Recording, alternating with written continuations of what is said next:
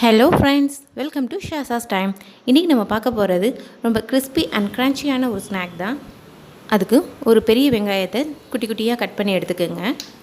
அது கூட அரை ஸ்பூன் மிளகாய்த்தூள், 1/4 ஸ்பூன் அளவுக்கு கரம் மசாலா, ஒரு அரை ஸ்பூன் இல்லை 1/4 ஸ்பூன் அளவுக்கு மிளகுத்தூள், அரை ஸ்பூன் உப்பு, இதெல்லாம் சேர்த்து கலந்து விட்டுருங்க.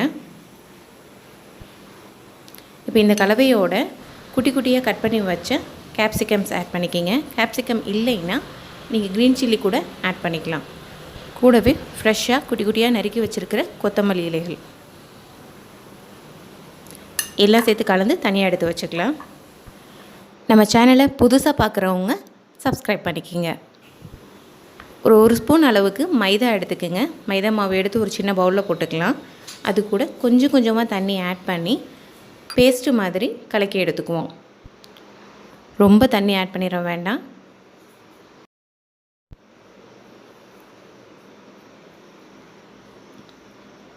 நல்லா இந்த பதத்துக்கு கலந்துக்கலாம். இது ஒட்டுறதுக்காக தாங்க நம்ம ரெடி பண்ணிக்கிறோம். ஒரு அகலமான பாத்திரத்தில் கொஞ்சம் தண்ணி எடுத்துக்கோங்க. தண்ணி விட்டு நம்ம வீட்டில் அப்பளம் இருக்கும் இல்லையா, பெரிய சைஸ் அப்பளமாக எடுத்துக்கோங்க. அந்த அப்பளத்தை இந்த தண்ணியில் உங்க வச்சுக்கலாம். இந்த அப்பளத்தில் தான் நம்ம ஸ்டஃபிங்ஸை வச்சு இன்றைக்கி பொரிச்செடுக்க போகிறோம். அப்பளத்தை நம்ம லேசாக மடக்கி பார்த்தா அது மடங்கணும், கிளியக்கூடாது, உடையக்கூடாது. ஸோ அந்த பதத்தில் எடுத்துக்கோங்க. இது ஜஸ்ட் ஒரு 30-40 செகண்ட்ஸ் ஊறினாலே போதும். நமக்கு அந்த ஸ்டிஃப்னஸ் போய் சாஃப்ட்னஸ் கிடச்சிரும் அப்பளத்தில். இப்போ இந்த எடுத்து வச்ச அப்பளத்தில் நடுவில் நம்ம ஏற்கனவே கலக்கி தனியாக எடுத்து வச்சுருக்கோம் இல்லையா, அந்த ஸ்டஃபிங்ஸில் இருந்து ஒரு ஸ்பூன் எடுத்துக்கோங்க. அப்பளத்தோட சைஸை பொறுத்து ஒரு ஸ்பூன் அல்லது அரை ஸ்பூன் ஸ்டஃபிங்ஸ் வைங்க.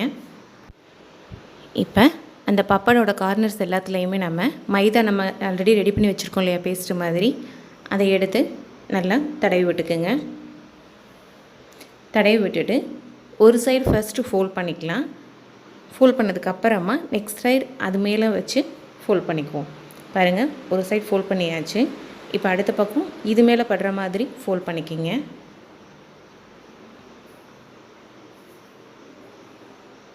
இப்போது அடிப்பாகத்தில் இன்னும் கொஞ்சம் அந்த கம்மை தடவி விட்டுட்டு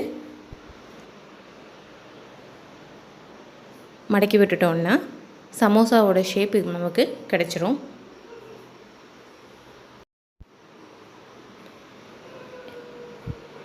இது ஒரு நார்த் இந்தியன் ஸ்ட்ரீட் ஃபுட்டுங்க. அங்கெல்லாம் இது ரொம்ப ஃபேமஸ், ரொம்ப சூப்பராக இருக்கும் டேஸ்ட்டு. பாருங்கள், இந்த மாதிரி ஃபோல்ட் பண்ணி தனியாக எடுத்து வச்சிடலாம். இதே மாதிரி மற்றதையும் நம்ம செஞ்சு எடுத்துக்கலாம். போதும், எனக்கு தேவையான அளவு நான் செஞ்சு எடுத்துட்டேன். இப்போ கடாயை அடுப்பில் வச்சு ஹீட் பண்ணிவிட்டு அதில் நம்மளோட குக்கிங் ஆயில் ஆட் பண்ணிக்கலாம். ஆயில் சூடானதுமே நம்ம ஃபோல்ட் பண்ணி வச்சுருக்கிற சமோசாஸை 1 by 1 போட்டு பொரிச்சு எடுத்துக்கலாம்.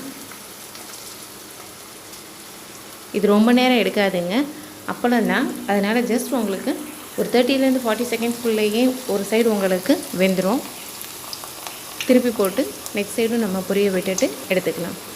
டோட்டலாகவே எண்ணெயில் ஒரு நிமிஷத்துலேருந்து 1.5 நிமிஷம் வரைக்கும் தான் இது நமக்கு ஆயிலில் இருக்கும். டேஸ்ட் அட்டகாசமாக இருக்கும். வெளியே கிறிஸ்பியாக இருக்கும், உள்ளே க்ரன்ச்சியாக இருக்கும். ஆனியன் நம்ம வதக்காமல் சேர்த்துருக்கோம் இல்லையா, அதனால் க்ரன்ச்சியாக பக்காவாக இருக்கும் டேஸ்ட்டு.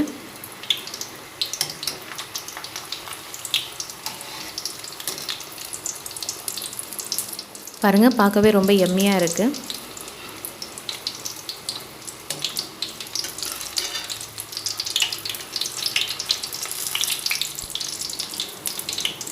அவ்வளோதான், 2 சைடுமே நல்லா ஃப்ரை ஆயிடுச்சு. இதை எடுத்துகிட்டு அடுத்ததை நான் போட்டு எடுத்துக்கிறேன். இது ஒரு நார்த் இந்தியன் ஸ்ட்ரீட் ஃபுட்டுங்க. ரொம்ப டேஸ்டியாக இருக்கும். அங்கே இது ரொம்ப ஃபேமஸும் கூட. ரொம்ப ஈஸியாக செய்யக்கூடிய ஒரு ஸ்நாக்ஸு. நம்ம சமோசாவுக்கு ஷீட்டெல்லாம் ப்ரிப்பேர் பண்ணி அது கொஞ்சம் ஒர்க் அதிகமாக இருக்கிற மாதிரி இருக்கும். இந்த பப்பட் சமோசா ரொம்ப ரொம்ப ஈஸி அண்ட் டேஸ்டி மெத்தட். கண்டிப்பாக ட்ரை பண்ணி பாருங்கள், உங்களுக்கும் ரொம்ப பிடிக்கும். நான் மீதி செஞ்சு வச்சுருக்கிற அந்த ட்ரையாங்கிள்ஸையும் போட்டு ஃப்ரை பண்ணி எடுத்துக்கிறேன். இந்த சமோசாஸை கார சட்னி இல்லைன்னா புதினா சட்னி, அப்படி இல்லைன்னா டொமேட்டோ கெச்சப்போட சூடாக பரிமாறுங்க. ரொம்ப கம்மியான நேரத்தில் ரொம்ப டேஸ்டியான ஒரு ஃபுட்டு தான் இது. ட்ரை பண்ணி பார்த்துட்டு எனக்கு எப்படி வந்துச்சுன்னு சொல்லுங்கள். இந்த ரெசிபி உங்களுக்கு பிடிச்சிருக்கும்னு நினைக்கிறேன். லைக் பண்ணுங்கள், உங்கள் ஃப்ரெண்ட்ஸோடு ஷேர் பண்ணுங்கள். மறக்காமல் சேனலை சப்ஸ்கிரைப் பண்ணுங்கள். தேங்க்ஸ் ஃபார் வாட்சிங். நன்றி, வணக்கம்.